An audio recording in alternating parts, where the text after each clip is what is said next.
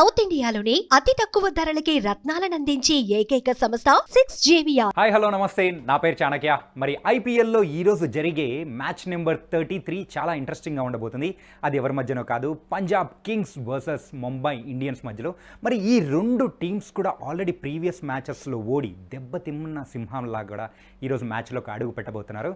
And ఈ match జరగబోయేది కూడా పంజాబ్ హోమ్ గ్రౌండ్ అయిన ములాన్పూర్లో. మరి ఈ గ్రౌండ్ అనేది పంజాబ్ కింగ్స్కి కలిసి వచ్చినా కానీ వాళ్ళ రీసెంట్ టైమ్స్లో వాళ్ళ ఫేట్ మాత్రం మారట్లేదు. కెప్టెన్గా ఉన్న మరి శిఖర్ ధావన్ని చేంజ్ చేసి శామ్ కరన్ని పెట్టినా మరి గెలుస్తారనుకున్నారు, కానీ గెలవలేకపోయారు.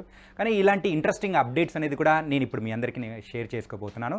అండ్ ఈ రెండు టీమ్స్లలో నా బెస్ట్ ఎవరైతే తీయాలని నేను అనుకుంటున్నానంటే ఖచ్చితంగా ఈరోజు కొంచెం టఫ్ ఫైటే. ఎందుకోసమంటే రెండు టీమ్స్ కూడా ఓడిపోయాయి, గెలవాలనే పట్టుదలతో ఉన్నారు. అండ్ పాయింట్స్ టేబుల్లో కూడా ఒకరు 8లో ఇంకొకరు 9లో కూడా ఉన్నారు. మరి ఈ రెండు టీమ్స్ మాత్రం ముందుకు వెళ్ళాలంటే ఒక టఫ్ ఫైట్ మాత్రం ఖచ్చితంగా చూడబోతున్నాము.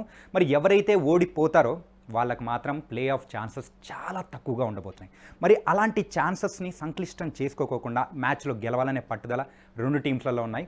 మరి అయితే ఈరోజు నా హార్ట్ ఫేవరెట్గా అయితే ముంబై ఇండియన్స్ ఉంది. ఎందుకో కూడా నేను చెప్తాను. మరి పంజాబ్ కింగ్స్ కూడా కొన్ని అంటే కెప్టెన్ని చేంజ్ చేయడం వల్ల వాళ్ళకు వచ్చే negatives, so match team combination అనేది కూడా సెట్ అవ్వట్లేదు. అండ్ ఫారిన్ ప్లేయర్స్ని కూడా చక్కగా ఉపయోగించుకోవట్లేదు పంజాబ్ కింగ్స్ అనేది కూడా బయట ఒక ప్రచారం అనేది కూడా జరుగుతూ ఉంది.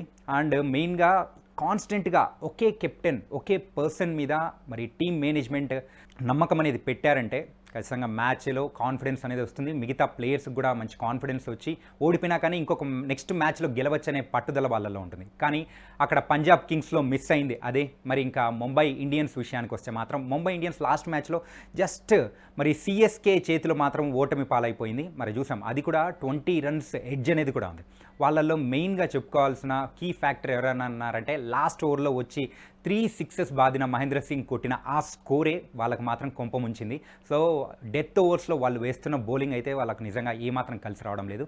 అక్కడ వాళ్ళు కొంచెం చేంజెస్ అనేది చేసుకున్నారు అంటే మాత్రం మ్యాచ్లో గెలిచే అవకాశాలు ఉంటాయి. మరి పంజాబ్ కింగ్స్ విషయానికి వస్తే మాత్రం వాళ్ళల్లో వాళ్ళు చేంజ్ చేసుకోవాల్సిన పాయింట్స్ అనేది కూడా బోలెడ్ అని కూడా ఉన్నాయి. మెయిన్గా వాళ్ళ ఓపెనర్ జానీ బేస్టో మాత్రం తన ఫామ్లోకి లేకపోవడం వల్ల సో ఆ ఓపెనింగ్ పార్ట్నర్షిప్ని బిల్డ్ చేయలేక ఒక శుభారంభం మాత్రం వాళ్ళకు దక్కట్లేదు. సో ఇది పెద్ద తలకాయ నొప్పిగా మారిపోయింది. అండ్ వాళ్ళ మిడిల్ ఆర్డర్ని చూసుకుంటే మాత్రం చాలా చక్కటి ఇన్నింగ్స్ అనేది కూడా బిల్డ్ చేస్తున్నారు. మెయిన్గా అశుతోష్ కానీ ఆ తర్వాత వచ్చిన శశాంక్ సింగ్. సో ఇంతకుముందు మ్యాచెస్లో మరి పంజాబ్ కింగ్ గెలిచిందంటే మాత్రం ఖచ్చితంగా అది శశాంక్ సింగ్ వల్లే. మరి తనతో పాటు మరి ఫారెన్ ప్లేయర్ అయిన లివింగ్స్టన్, మరి లివింగ్స్టన్ని ఎందుకు కింద పంపిస్తున్నారో మేనేజ్మెంట్ అర్థం కావట్లేదు. సో ఒక ఫైరీ బ్యాటింగ్ తన దగ్గర నుంచి కూడా మరి టీం అంతా కూడా ఎక్స్పెక్ట్ చేస్తున్నారు, పంజాబ్ ఫ్యాన్స్ అంతా ఎక్స్పెక్ట్ చేస్తున్నారు.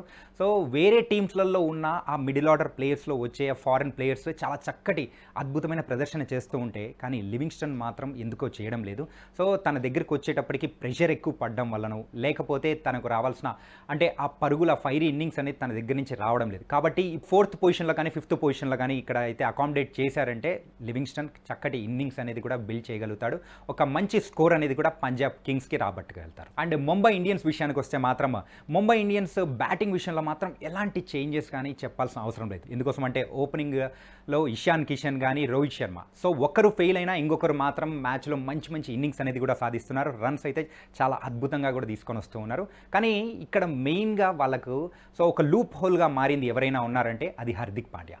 సో అటు బ్యాటింగ్లోను ఇటు బౌలింగ్లోను తన దగ్గర నుంచి ఎక్స్పెక్ట్ చేసినంత పర్ఫార్మెన్స్ అనేది కూడా రావడం లేదు.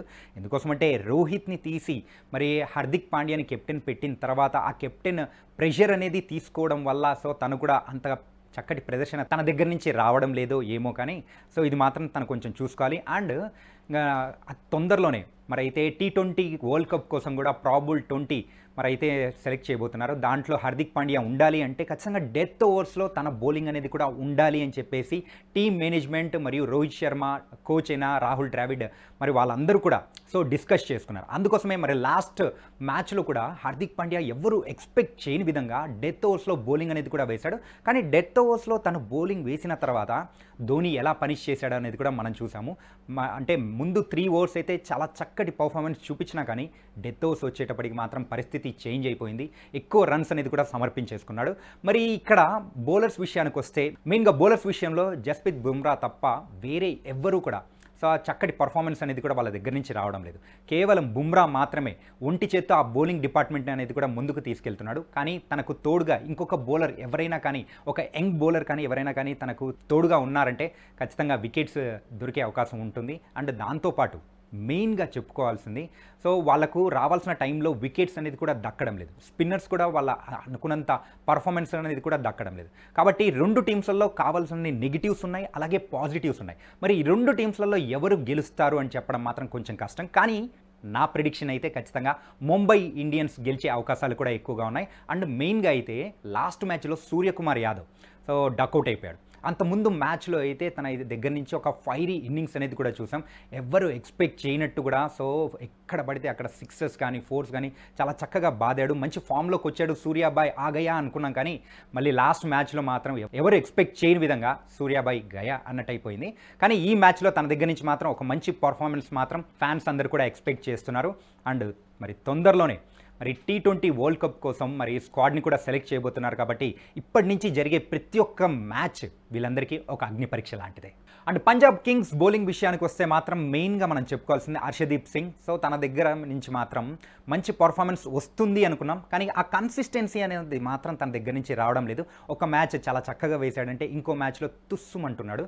సో ఎక్కువగా పరుగులు అనేది కూడా సమర్పించేసుకున్నాడు. ఇలాంటి పర్ఫార్మెన్స్ మాత్రం తీసుకొని ఇలాగే ముందుకు వెళ్ళాడంటే సో T20 వరల్డ్ కప్లో మాత్రం తన ప్లేస్ మాత్రం గల్లంత అయిపోయే అవకాశం ఉంటుంది. కాబట్టి ఈ మ్యాచ్లో ఖచ్చితంగా హర్షదీప్ సింగ్ కొంచెం ఫైరీగా బౌలింగ్ వేయాలి. తనతో పాటు కూడా మరి మెయిన్గా రబాడా.